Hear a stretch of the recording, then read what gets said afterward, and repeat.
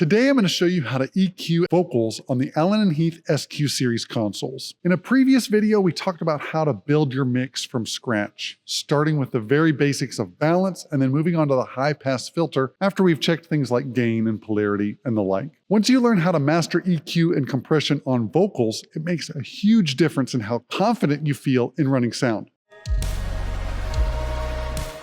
Hey, if we haven't met yet, my name is James and I help worship leaders, church sound techs, and tech directors eliminate the mystery and frustration around sound at church. So if you want to do an excellent job and have a lot of fun running sound at church, this is the place for you. Go ahead and hit that subscribe button and welcome to the club of sound ninjas. So far, we've already built our mix with balance. And over here on our console, we've got our vocal channels with the DCAs of all of our other band instruments so that we can get to them quickly. If you want to see how I set this up, you can check out the video down in the description below, or there's a playlist full of other videos that I've made on the SQ5 consoles. So for now, I'm going to tuck back the band inputs so that we can focus a little bit more on the vocals, but we still have to hear the vocals in context, so they're not going to be all the way by themselves. You stand alone in glory and majesty. And that's audible, but it could be clearer.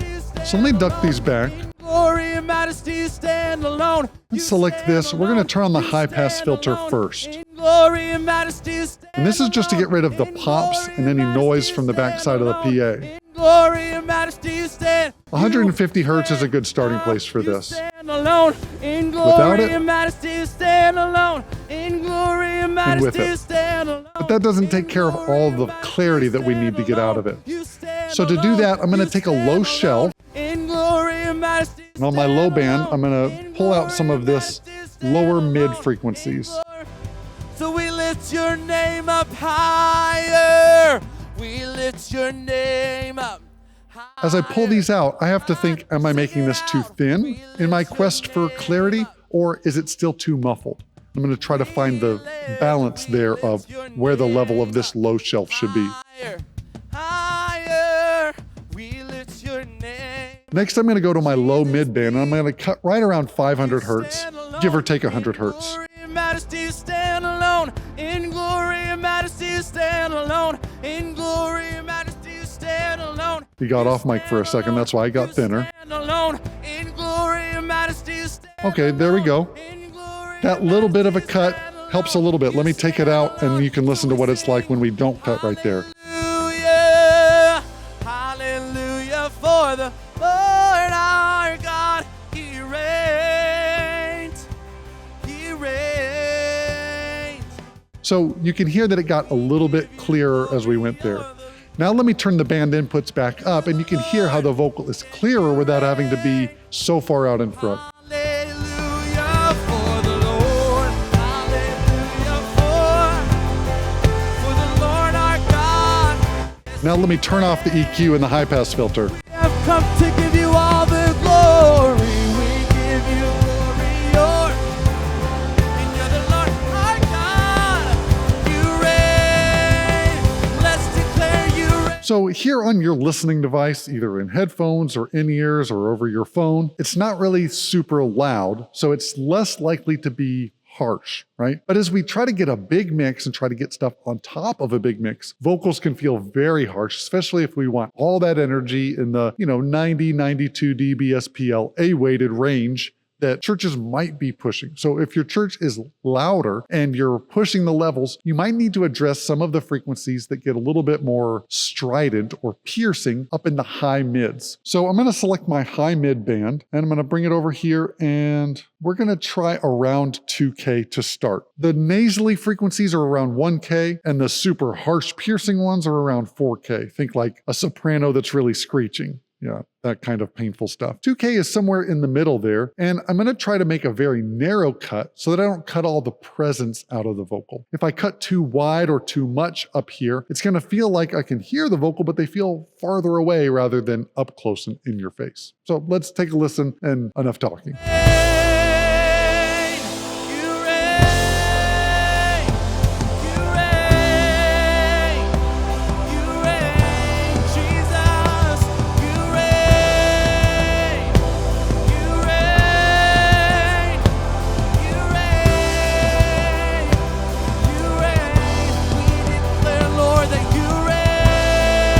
All right, so I ended up cutting right around 1.7K, and it's about 3.5 dB. So it doesn't have to be a huge cut up here to make a difference, especially when it's loud. So it gives you just that extra little bit of breathing room so that it doesn't hurt if things get a little bit out of control or they push extra hard and your compressor doesn't catch it. Now listen to what happens when I pull out too much and too wide so that you don't make this mistake.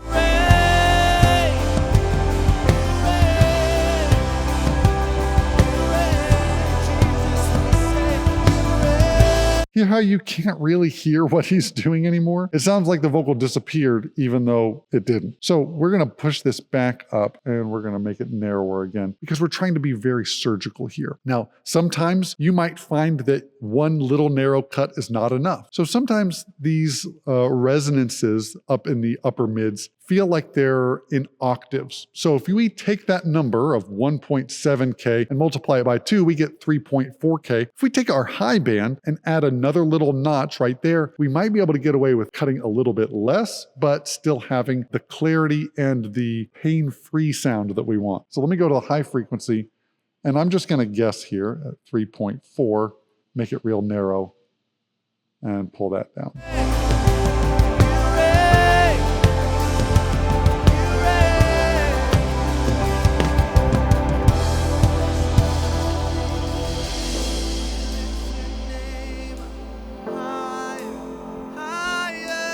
Now, when the song has come down, his tone has changed. So sometimes when you cut when they're singing really high, maybe that cut doesn't serve you well when they sing back down low and quiet again. We lift your name, Jesus be glorified. We lift your name higher, higher. We lift your name, Jesus be glory. Keep on singing. All right, so that's how you approach EQ with vocals. In the next video, we're going to talk about how to compress vocals on your Allen Heath SQ series. After that one drops, I'll be sure to put a link in the description below, or it'll be added to the playlist of all the SQ series videos that I've made. If you haven't hit that subscribe button, now's a great time to, and if you like this video, mash the thumbs up and send this to a friend. If you'd like to get a copy of my live mixing field guide, where I walk you through the step-by-step process I use on vocals and instruments for EQ, compression, and effects, you can get that at livemixingfieldguide.com. Or there's a link down in the description below too. As always, remember, it's all about the low end, avoid the sound tech solo, and nobody leaves church humming the kick drum. We'll see you back here next time on Attaway Audio.